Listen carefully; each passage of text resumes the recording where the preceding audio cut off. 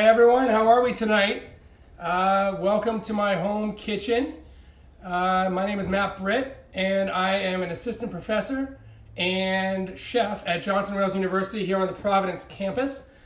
Like many of you, I'm also an alumni. I earned my master's in education from Johnson Wales in 2019, so not that long ago. So today I am extremely excited to be with you because tomorrow is one of my favorite times of the year. Spring is here and we are going to be celebrating Cinco de Mayo.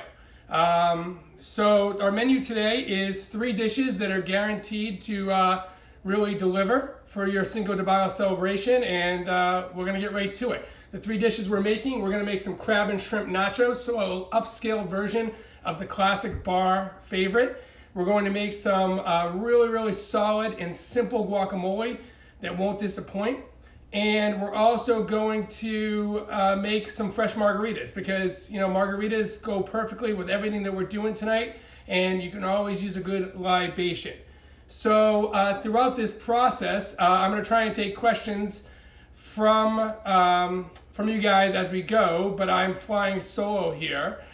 So I'll try and get to them as quickly as possible as they come in, but forgive me if they are not easily readable on my end. So let's get started, and I'll pause from time to time, try and take some questions, and hopefully give you guys the answers you want. So first thing we're going to do is we're going to preheat our oven, which I already did. We're going to set it to the broil setting, and I have 2 settings on my oven. I have a low and a high. I like to use the low setting on this because it allows me to do some other things and hopefully not burn those nachos. So I already set that broil on low, and it's going to get nice and hot while we prepare everything, and then we're going to put it in the oven a little bit later. So for our nachos, again, these are just a little bit fancy. They're kind of a step above what you might see at most bars, but I think that since we're all spending time with our family, why not celebrate and elevate those traditional nachos? So we're making crab and shrimp nachos, and for this dish, you need a few things, and everything that we're gonna do today, guys, is completely substitutable, if that's even a word. You can change out whatever you like or don't like. Really feel free to experiment with what you're doing and have some fun with it. So for my shrimp and crab nachos, I'm gonna be using some cooked shrimp. Smaller is actually better for these for this recipe because you want to make sure that each nacho has a nice amount of shrimp and crab on it. So smaller is better. If you're looking to buy a certain type of shrimp are labeled by the number of how many per pound. So you might see like 1620 or 3540 or 4050. That 4050 would be really nice. If you're like me, you might be having some difficult times getting ingredients from the store. I had some larger shrimp, some 1620s that I just roasted off. Not a problem. I'm just going to cut them up, make them better for my overall nacho presentation. Next thing we need, some lump crab meat. Again, you don't have to use this if you don't want to, if it's a little too pricey, but why not splurge if you can? It really makes these nachos pop. So lump crab meat, I picked the crab meat clean to make sure there's no shells or bone fragments. The last thing you need when you're serving a sort of a fancy nacho is to have a little crunch that you don't want that's not a tortilla chip. Lastly, a few other ingredients, some sour cream. This is full fat sour cream. You could use light if you wanted to. I like the full fat. I think it gives a nice creaminess. It provides some flavor. And at this point, you're already eating nachos, so just go with it. Last, scallions, cilantro, just chopped up nice and small. And some cumin, freshly ground if possible, makes a real big difference, but we're gonna use a little bit of cumin to season. Salt and pepper are optional. You can add them if you want, but we don't have to do that. So let's combine all of these ingredients into just a mixing bowl, okay? Take our sour cream.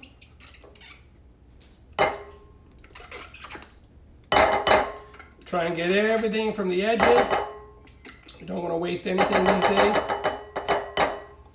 Okay, we're gonna add our chopped shrimp to the mix. Add our crab meat. Don't wanna waste any of that. We're gonna add our cilantro and scallions right in there. And lastly, our cumin. You could add other seasonings to this if you wanted to. If you wanted to make it a little spicy, maybe a little cayenne or ancho powder would be really nice. You could also add coriander as one of my favorites, but we already have cilantro, so we kind of got that covered. Then I just mix this around just to bring it all together. We just want to make sure everything is nice and mixed so that, again, each nacho, and you'll see what I'm talking about when we make these nachos, everyone has a perfect amount of ingredients. All right. Beautiful. Here you go, guys. That's your crab and shrimp nacho mix. So we're just going to put this aside for the time being. We're going to come back to it a little later in the demo. Next, start prepping our guacamole. Okay, and again, ask some questions, guys. If you have them, I'll try and get to them and read them as I can, and hopefully be able to answer them if they come in. So for our guacamole, remember, this is kind of simple guacamole. You can do a lot of different things with guac. You can add all these different, I've seen bacon in guacamole, and trust me, bacon and everything works. But for me, I like to keep it a little more traditional, a little more simple, and let those sort of clean flavors speak for themselves. So I'm going to use avocados. Hass avocados, ripe from California or Mexico. You can get avocados from all across the globe, Central America, South America. They come in different shapes and sizes. The ones we're most familiar with are the ones from Southern California and Mexico. Hass avocados, they turn a little bit darker when they're ripe, and these are the ones that are going to be the best for my dish. So, other ingredients.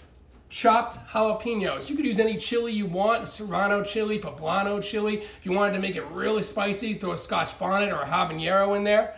But I like jalapeno because it's easily findable at the grocery store, and you kind of know what you're getting with, or what you're getting with the spice.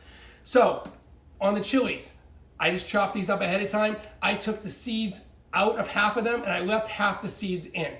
You don't have to leave all the seeds in. If you're a little bit timid with your spice level, get rid of them. If you want more spice, again, keep them all in. The key is, though, know what you like, know what your family likes, and then be able to moderate appropriately.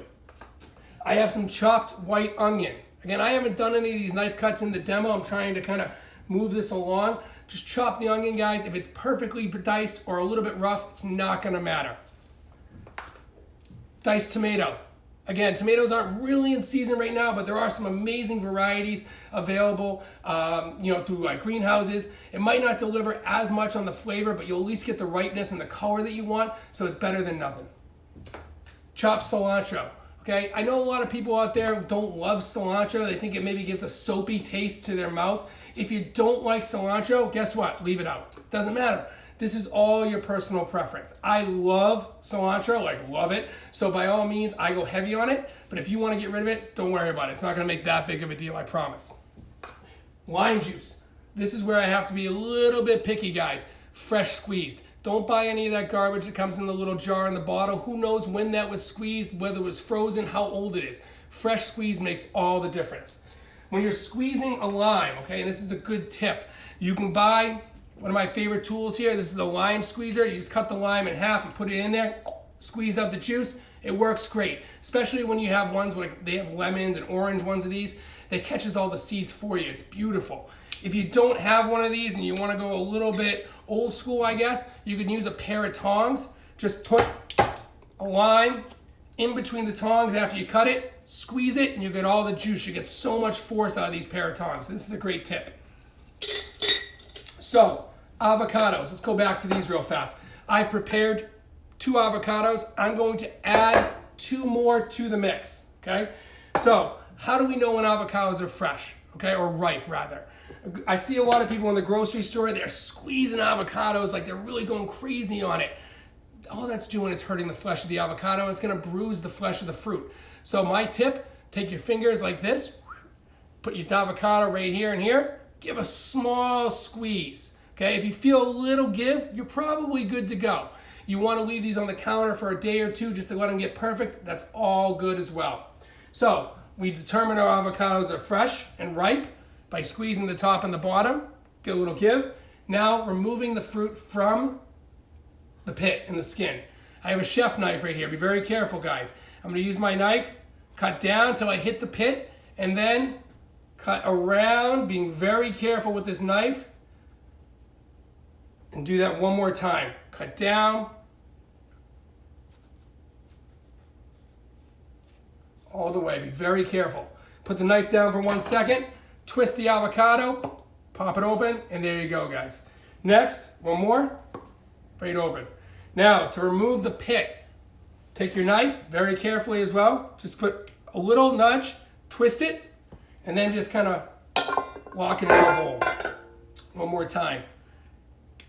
If the avocado's not ripe, this is going to be a really tough stage, so make sure you get your avocados nice and ripe. Put them right there. Okay, next, get a spoon, and I'm going to show you. We're going to take the avocado, and we're going to use our spoon, and we're going to scoop using the shape of the avocado to get all that out. And there you go. Nothing left in there, guys. This can go right in your compost pile. As far as the pits, I've heard a lot of people say that, they like to put the pits in the guacamole because they think it keeps it from turning brown. I don't buy that. But if it makes you feel any better, go for it. What really helps keep the avocados from turning brown in the guacamole is the lime juice that we're going to add. It really slows down that sort of browning that we don't want. Also, if you make too much guacamole, which is never a bad thing, you might have to store it. A lot of times you put it in the fridge, you come back the next day, it's brown. That's not really what we want. My recommendation, put a piece of saran wrap or plastic wrap, push it all the way down on top of your guacamole so there's no air or very little air, and then put a cover on it. It'll add at least 2 days to your guacamole. Scoop out your avocados, and we're good to go. All right, let's put this in the sink. All right, so we have our avocados in the bowl. This is 4 avocados, but again, add more, add less. It really doesn't matter. You're going to have solid guacamole no matter what. Making it fresh automatically makes it better than any of that junk you're going to buy at the store. So, add our other ingredients. Here we go. Jalapenos, half with seeds, half without. That's the way I like it, but you can do whatever you like. Okay? Chopped cilantro. Tomatoes. Chopped onions.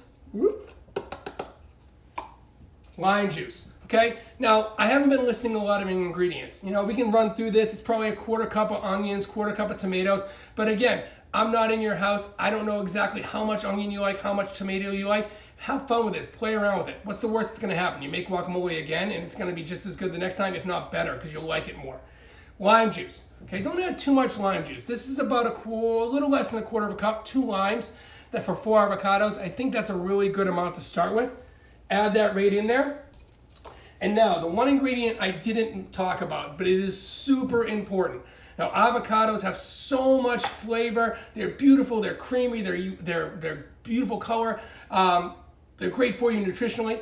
But salt really is what makes them come to life.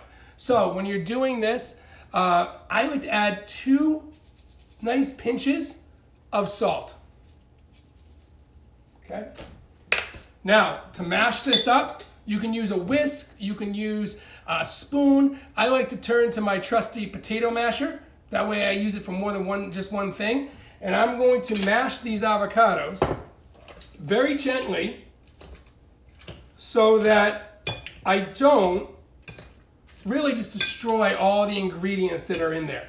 So when we're looking for avocado doneness, like what's that right consistency, it's kind of like a unicorn. It's something that's very hard to imagine or that exists. It's chunky and smooth. So it's like, how do you do that? You want it to be chunky so that you see all the ingredients and not pulverized beyond belief, but you also want it to be smooth in the sense that it's cohesive. So you might have to get some sort of kind of swirling motion in here, get everything down from the sides. Really kind of put it together there. All right, guacamole's done. It's all mixed up. Psh, there we go. Now, what do we serve this in? Any bowl works, but I recommend if you can, really set yourself apart. Pick up one of these molcajetes. It really, really makes your guacamole look great on the table. Kind of fits the cuisine. Works really, really nice. So just spoon my guacamole right into the center. All right. So let me know if you guys have any questions. I'm trying to read as I go here. Little fun fact, I was supposed to have my co-host of the Culinary Now podcast, Jamie Schick, on with me, but we had some technical difficulties, as you can probably imagine happens more times than you'd like, and she got kicked from the call. But she's here in spirit, so hi Jamie, if you're on the call, you guys should definitely check her out. Her Instagram is Vanilla Bean Chef. She's an amazing pastry chef, and she does some awesome Instagram demos as well. So make sure you check her out, as well as follow the podcast. So guys, if you want to know what we're talking about, not only at Johnson & Wales, but also in the industry, Jamie and I started this podcast earlier in the year, and we have about 14 episodes so far, so it's going well. All right. Alrighty. So there's our guacamole. Boom. Now, garnish, right? What do you want to garnish with? As is, it's perfect. But if you want to get a little more color on there, two good options. Freshly ground queso fresco, so like a white farmer's cheese, or my personal favorite because it complements the ingredients that are already in there. I have some pickled red onions right there. Okay, that bright red color kind of pairs with what's already in there for the onions. It's going to add a nice little color on top and won't add any flavors we don't want. So just take a little bit of pickled red onions, put that right on top, and you are good to go. Now, we're going to put that aside, and we're going to start making our nachos because our oven is just about ready to go. There we go. Look at that. Doesn't that look good? All right. That's all you need. You could have just made guacamole and you'd be all set. Okay, so for our nachos, we have our mix. Remember this? What? Lots of shrimp, lots of crab, a little sour cream, cumin, green onions, and cilantro. Very, very simple. Again, salt and pepper you could add if you want, but I think it's perfect the way it is. So, other ingredients that I need. Of course, tortilla chips, right? Now I have a huge bowl of tortilla chips right here that are gonna go with my guacamole, but I could take a few of those out and I could use them for my nachos as well. When you're serving the guacamole, the chips that are all bent or kind of pieces, save those for the guac. Get those perfect triangles for your nachos because it's gonna need all the space it can get to get all that filling on top. Okay. So, other than the chips, I have some pickled jalapenos. Okay, you can make these. I like to pickle things, helps preserve them, especially when all these ingredients come in from the garden in the summer. But don't feel hesitant about buying these in the store, guys. You can definitely do any of the stuff we're talking about. Buy it at the store. If it saves you time, saves you maybe a little bit of money, it's always a good option. Lastly, cheese. Now, what kind of cheese works? Okay, I like pepper jack and Monterey Jack, a nice blend, 50-50. If you like it a little spicier, go all pepper jack. If you like it a little bit more mild, stick strictly with the Monterey Jack. If you want to go completely off the charts and do cheddar, I don't care, do whatever you want. It's all gonna be good, okay?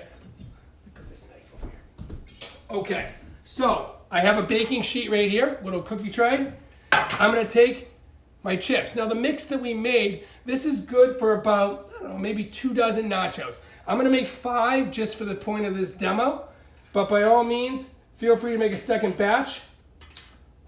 Feel free to make 1 big batch.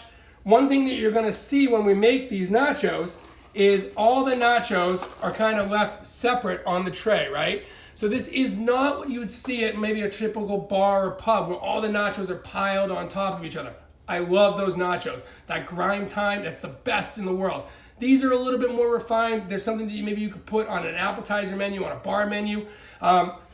Also, keeping them separate, it's kind of their version of social distancing right now. It lets you get each version of the chip with the perfect amount of shrimp, the perfect amount of crab meat, the perfect amount of everything.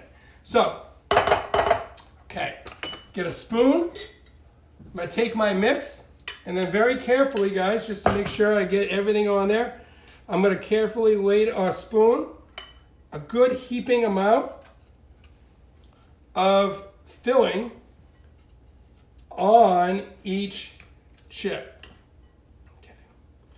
So as I said earlier, I'm an instructor at the, or assistant professor at the college, and I teach in the Culinary Arts Bachelor of Science program, which means that I teach in the program that's designed to really train chefs to go out and be chef entrepreneurs, run restaurants, and to sort of do both the hands-on elements, but also the business. The name of the podcast is Culinary Now Podcast. That was a question that came in. I finally got to one. Culinary Now Podcast is on all major streaming sites, Apple, Spotify, Stitcher, etc. Google. So you can find it there, guys.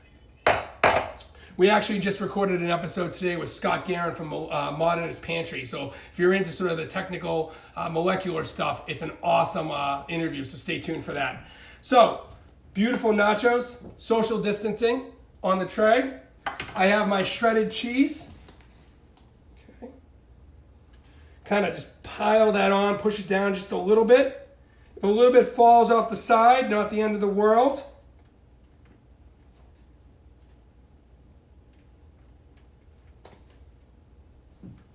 All right, beautiful. Okay, don't let perfection be the enemy of good here, guys. Pickled jalapenos, 1, 2 on each one. There was a question, do you party hard during Cinco de Mayo? Every day. No. We're self-quarantining, guys. Everything in moderation. Okay, here we go. There's our nachos. Now we're going to put this in the broil, and we're going to keep an eye on it because you don't want it to burn. All right, beautiful. Now, guacamole is made. Nachos are cooking. We got to get something to drink, right? So I got the smallest bottle of tequila I could find at the store. I think this will do for our self-quarantining days. I'm going to take some ice from my freezer, and we're going to make ourselves a nice margarita. All right. We got some ice. Just kind of pop it in there. Doesn't have to be perfect. A lot of ice because we're going to shake this, and we want to get nice and frothy and cool. Beautiful. Okay. Put this back in the freezer. Okay. The other stuff I'm going to need for my margarita. Glass to help shake. 3 ingredients, guys. Very simple. 3 ounces of silver or blanco tequila. Okay. What kind of tequila should you buy? Honestly, guys, don't go crazy. I mean, you want the flavor to be a little bit of citrus. You want a little bit of sweetness from the simple syrup that we're going to add. And you want something that's going to be pretty decent. Don't spend a ton of money if you're making margaritas. Don't buy Reposado or Añejo tequila. I think it's going to go to waste unless you really want the color, but I don't really feel like you need that. So 3 ounces of silver or blanco tequila, okay? I have 2 ounces of lemon and lime juice, half and half. Most people do just lime. I like both flavors, so I'm going to add that here. And then 1.5 ounces of simple syrup. So you can buy this in the store. It's a little pricey. It's actually the super easiest thing to make in the world. I just do 50-50 sugar and water, dissolve it and cool it down, and it'll store for a week or 2 in the fridge. Might mean you need to drink more margaritas. All right, put my lid on. Cut it down, just like 5 shakes. You don't want to go crazy on this. All right. That might have been 6 or 7. Who's counting? Separate the glass. Okay, let's put this in the sink. Check on our nachos. Oh. All right, those look great. Now, for the glass for the margarita, because again, we want to make presentation look nice as well. Nice little rocks glasses. I have a lime that I just cut in half. I cut a little opening in that. I'm actually going to rub. Actually, I'm going to do it on this one. This one looks better. Okay, just take a little cut, and I'm going to rub the rim of the glass with the lime. Okay, I'm only going to do one with eventual salt, but both with lime.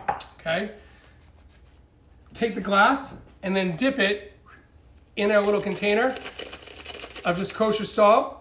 And you got your nice rimmed glass. You can use a tahini, which is like sort of a chili salt, chili seasoning. That's really great on this as well. Blackening seasoning works really well. But salt's one of those just simple, don't mess around with it. It's perfect. Okay, my wife doesn't like salt on hers, so I'm going to leave it off. Okay, next, lime wheels. Okay, I use this to rub the rim of the glass. I'm also going to use it to garnish. Just make a small incision so it sticks on the glass. Okay, pour my margarita in.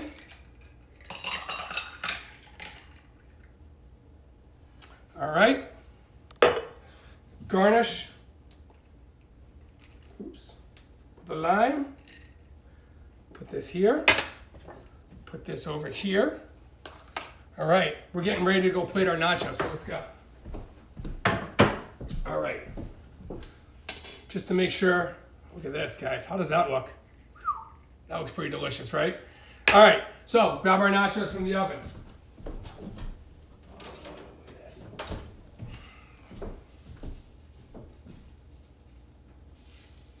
Oops.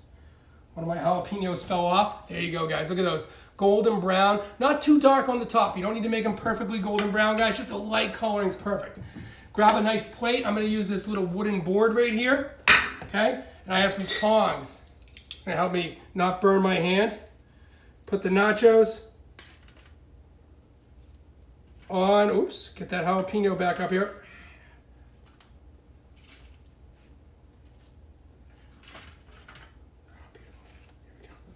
All right. And there, guys, put that off to the side, are our shrimp and crab nachos. A little high-end twist on the classic bar favorite. We have our guacamole and tortilla chips. And then, of course, the margarita, which is the best part. That's good. Any questions, guys, before we sign off?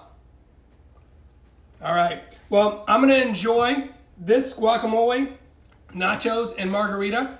Probably going to have to share with my wife. For those who asked about Claire, she's doing great, so thank you. And I hope to see you guys next time, or you'll see another chef coming down the road soon on Cooking with Jay Wu Live. So I hope you guys enjoyed this. Have a safe, happy Cinco de Mayo, guys. We'll talk to you soon. Bye.